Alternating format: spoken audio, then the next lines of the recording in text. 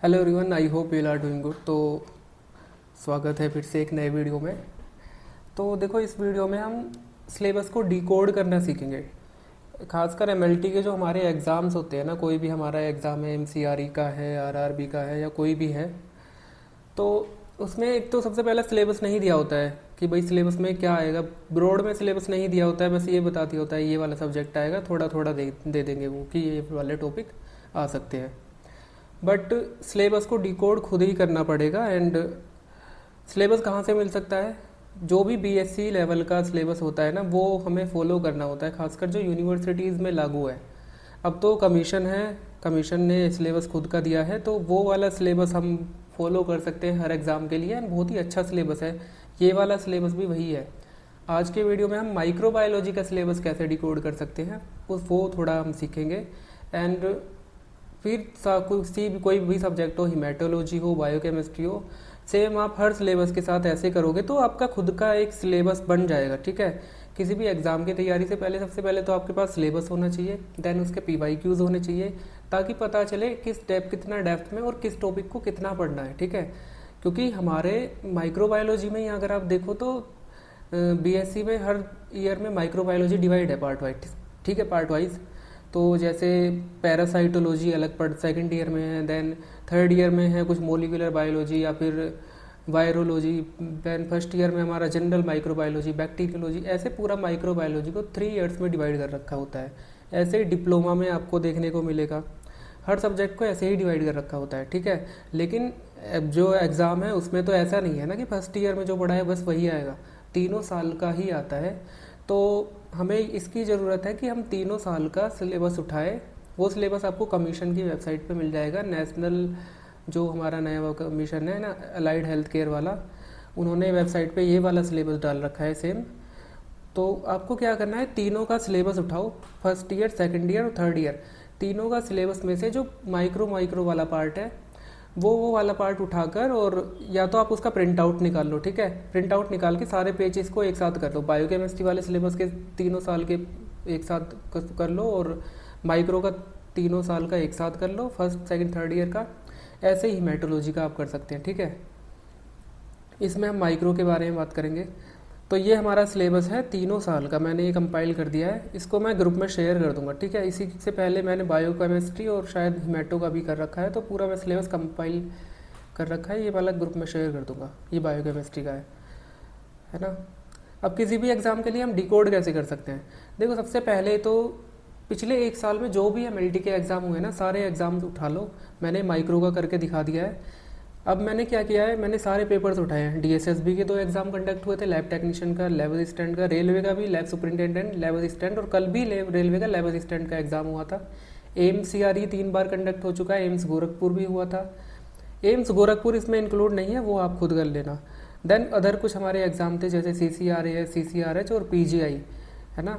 अब इनको मैंने कलर कोड दे दिया है, डीएसएसबी को येलो कलर, रेलवे को रेड कलर, एम्स को ब्लू कलर, और बाकी जो अदर एग्ज़ाम्स हैं उनको कंपाइल करके ग्रीन कलर दे दिया है। ठीक है, ग्रीन का सिग्नल होता है ना लाइट में, तो ग्रीन कलर दे दिया है मैंने। बाकी जितने भी दूसरे एग्ज़ाम्स हैं, like Rajasthan, NHM, CCRS, CCRH, PGI, ये सब।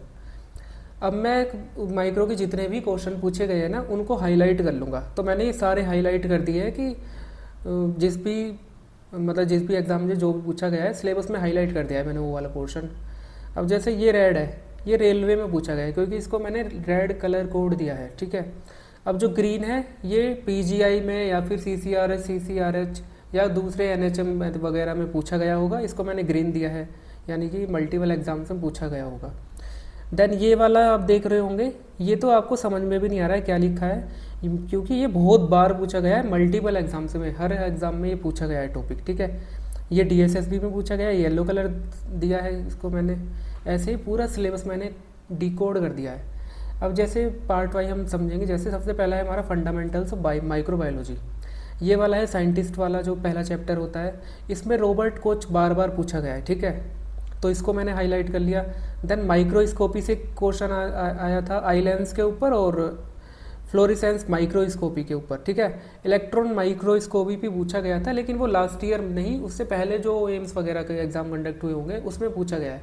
आप कितने भी साल का इंक्लूड कर सकते हैं, मैंने पिछले 1 साल का इसमें इंक्लूड कर रखा है। देन जैसे ये ग्राम स्टेन है, अब ये वाला अगर मैं देखूँ ये तो ज़्यादा ही डार्क हो गया है, ठीक है। एसिड फास्ट स्टेन, ठीक है, इसको मैं ऐसे कर देता हूँ कि ये मल्टीपल एग्जाम में पूछा गया है, तो इसको मैं ऐसे ही कर देता हूँ, ठीक है।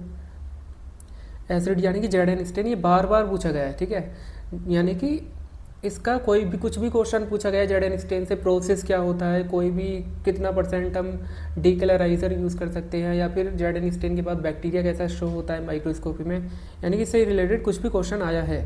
देन फिजियोलॉजी ऑफ बैक्टीरिया से रिलेटेड क्वेश्चन आया है, बैक्टीरियल ग्रोथ से रिलेटेड, कर्व से रिलेटेड। देन अगेन ऐसे ही जितना भी अलग अलग क्वेश्चन पूछा गया है हर चैप्टर से मैंने हाईलाइट कर दिया है कि यहाँ इस टॉपिक से आया। जैसे dry heat sterilisation, moist heat से पूछा गया है। टिंडलाइजेशन भी इसमें आता है स्टेरिलाइजेशन में, इससे भी ये क्वेश्चन पूछा गया था। कल्चर मीडिया से क्वेश्चन आया है, बार बार क्वेश्चन आया है यहाँ से, ठीक है। क्लासिफिकेशन ऑफ मीडिया से, न्यूट्रिन अगार का कंपोजिशन क्या होता है, यहाँ से क्वेश्चन आया है। देन आइडेंटिफिकेशन ऑफ बैक्टीरिया में बैक टेलर्ट और बैक टैग सिस्टम, यहाँ से क्वेश्चन आया है। एंटीबायोटिक सिस्टम में टेस्ट, एंटीबायोटिक ससेप्टिबिलिटी टेस्टिंग में अगर आप देखो minimum inhibitory concentration MIB red colour से हाईलाइट है, यानी कि इसमें रेलवे में क्वेश्चन आया था यहाँ से, एंड बाकी एग्जाम्स में भी पूछे जा सकते हैं, ठीक है। देन ये ऑटोक्लेव, हॉट एयर ओवन का टेम्परेचर वगैरह क्वेश्चन आया होगा। देन ये ग्राम पॉजिटिव में डिप्थीरिया, स्ट्रेप्टोकोकस, स्टेफाइलोकोकस से क्वेश्चन आया है, यानी कि इनका मॉर्फोलॉजी वगैरह कैसे दिखते होंगे, यानी कुछ भी क्वेश्चन पूछा गया है, ठीक है। देन माइकोबैक्टीरियम डिजीज से क्वेश्चन आया है, इकोलाई से क्वेश्चन आया है, एंड ट्रिपोनिमा पैलिडियम है ना, यहाँ से क्वेश्चन आया है। इससे वाशरमैन रिएक्शन से रिलेटेड होता है, FTA ABS टेस्ट होता है, ठीक है। देन माइकोप्लाज्मा की कॉलोनी से क्वेश्चन आया, नोसोकोमियल इन्फेक्शन से क्वेश्चन आया है, ठीक है। तो ये मैंने हाईलाइट कर दिए, अब हर चैप्टर से हाईलाइट कर रखा है। वायरोलॉजी, इम्यूनोलॉजी में कल्टीवेशन ऑफ वायरस से क्वेश्चन आया था एम्स CRE में। देन हेपेटाइटिस को जैसे अलग अलग कोड्स उससे कलर से हाईलाइट किया होगा, तो ये ऐसा कलर हो गया है हेपेटाइटिस, यानी कि मल्टीपल एग्जाम्स में पूछा गया है, ठीक है। ऐसे ही मैंने सारे मतलब जितने भी इंपॉर्टेंट टॉपिक्स हैं सबको हाईलाइट कराया है। क्लासिफिकेशन ऑफ वैक्सीन से बार बार क्वेश्चन आया है। हाइपर सेंसिटिविटी रिएक्शन से भी 1-2 बार क्वेश्चन आया है, ठीक है। साइटोकाइन से मल्टीपल टाइम क्वेश्चन आया है। तो कुल मिला के आपको हर चैप्टर से ना एक मतलब हर सब्जेक्ट से कुछ ना कुछ इम्पोर्टेंट आपको पता चल जाएगा, और आपको ये देखने को अलग ही मिलेगा कि कुछ ऐसे टॉपिक्स हैं जो मल्टीपल टाइम रिवाइज हो, मतलब रिपीट हो रहे हैं हर एग्जाम में। जैसे प्लाज्मोडियम से क्वेश्चन आता ही आता है। ये वाला अगर आप टॉपिक देखोगे, ये है आपका एंटामीबा हिस्टोलाइटिका, यहाँ से क्वेश्चन आता ही आता है, ठीक है। इसको मैं ऐसे हाईलाइट कर देता हूँ।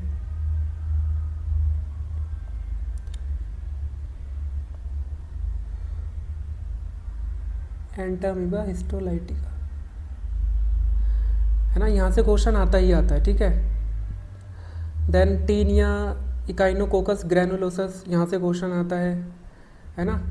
देन CSF और स्टूल, ब्लड, यूरिन, यानी कि लेबोरेटरी डायग्नोसिस और पैरासाइटिक डिजीज, यहाँ से एक ना एक क्वेश्चन आता है।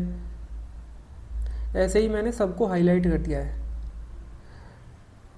तो आपका एक खुद का सिलेबस है, ठीक है, कि भाई अब पूरा सिलेबस तो है आपके पास, लेकिन उसमें से भी कुछ ऐसे इंपॉर्टेंट टॉपिक्स हैं जो बार बार रिपीट होते हैं, ठीक है। जैसे ये है ट्रिपोनिमा पैलिडियम सिफिलिस वाला, ये बार बार टॉपिक बहुत सारे एग्जाम्स में रिपीट हुआ है।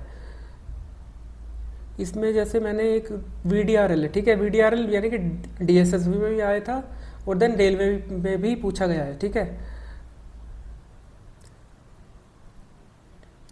तो ये होता है कि सिलेबस को मैंने एक बार डिकोड कर लिया है कि भाई हर चैप्टर से कुछ कुछ टॉपिक्स इंपॉर्टेंट है, और मैं उन सारे टॉपिक्स की एक लिस्ट बना लूँगा कि ये वाले टॉपिक्स के मेरे पास नोट्स होने चाहिए, और जो मैं लास्ट टाइम तक रिवाइज कर सकूँ। ज़रूरी नहीं है कि मैं हर चैप्टर के नोट्स बनाने बैठ जाऊँ, है ना,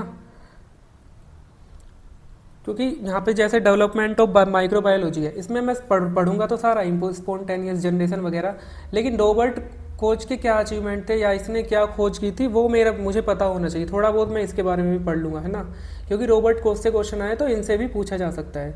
अब फ्लोरिसेंस माइक्रोस्कोपी से आए तो इलेक्ट्रॉन माइक्रोस्कोपी से भी क्वेश्चन आ सकता है। पढ़ूंगा मैं सारा, लेकिन इस पर ज़्यादा मैं फोकस करूँगा। इसी में ऐसे ही जेड एन स्टेन आया है, Z N stain multiple exams में आया, तो ग्राम स्टेन और जेड एन स्टेन पे ज़्यादा फोकस करूँगा। पढ़ूंगा मैं सारा ही, सारी स्टेन वगैरह पढ़ के जाऊंगा, लेकिन इनको अच्छे से पढ़ के जाऊंगा, है ना। ऐसे ही स्टेरिलाइजेशन की बहुत इंपॉर्टेंट टॉपिक है, बहुत इंपॉर्टेंट चैप्टर हो गया, ये मुझे पता चल गया क्योंकि मैंने अलग अलग एग्जाम में देखा है कि यहाँ से क्वेश्चन पूछा जाता है। ऐसे ही कल्चर मीडिया हमारा हो गया। एंटीबायोटिक ससेप्टेबिलिटी टेस्टिंग बहुत इंपॉर्टेंट टॉपिक हो गया। एक identification of bacteria by biochemical test, अलग अलग एग्जाम से पूछा गया है, डीएसएसबी में भी पूछा गया है, ठीक है, ये इंपॉर्टेंट हो जाता है। तो इस वाले टॉपिक को मैं क्या करूँगा, अलग से शॉर्ट नोट्स बना के इसको मल्टीपल टाइम रिवाइज करूँगा, है ना। मैंने अलग से भी लिख दिया है कि कोई क्वेश्चन जो सिलेबस में इंक्लूड नहीं है, लाइक वासरमैन रिएक्शन, है ना, एक कल्टीवेशन ऑफ वायरस, HIV है, मल्टीपल टाइम एग्जाम से P24 एक्सेट्रा रिपीट होता रहता है, तो इसको मैंने हाईलाइट कर दिया, ठीक है। लैब डायग्नोसिस बहुत ज़्यादा इंपॉर्टेंट हो जाता है। एक्टिव एंड पैसिव इम्यूनिटी से क्वेश्चन पूछा गया है, तो इसको मैंने हाईलाइट कर दिया है। इम्यूनोग्लोबुलिन से रिलेटेड इसमें आया था कि इजनोफिल और पैरासाइट से भी रिलेट करके कुछ क्वेश्चन पूछा गया था, तो वो भी मैंने साइड में लिख दिया है कि हेलमिंथ, है ना। एंड देन साइटोकाइंस रिपीट होता है, hyper sensitivity reaction, then vaccine, PDRL, ELISA, immuno diffusion, है ना। तो ऐसे ही आप किसी भी सब्जेक्ट का खुद का सिलेबस एक डिकोड कर सकते हैं हाईलाइट करके कलर वाइज, ठीक है। इससे फिर बार बार आपको पेपर उठाने की ज़रूरत नहीं है। फॉर एग्जांपल आपको रेलवे का एग्ज़ाम देना है, तो आपको पता है कि भाई रेलवे में ये क्वेश्चन पूछे गए हैं, ये मैंने हाईलाइट कर रखा है, ठीक है, पोर्सन, तो इसको मैं ज़्यादा फोकस करूँगा। और बाकी जो एग्ज़ाम से पूछा गया है वो भी मैंने हाईलाइट कर रखा है, तो उसको भी मैं ज़्यादा फोकस करूँगा। अब आप खुद भी एक करके देख सकते हैं। फॉर एग्जांपल कल लैब असिस्टेंट वाला एग्ज़ाम हुआ होगा RRB का, मेरे पास तो पेपर नहीं है, लेकिन आपको पता होगा जिसने भी एग्ज़ाम दिया होगा, उसके माइक्रोबायोलॉजी के क्वेश्चन उठा के देखिए।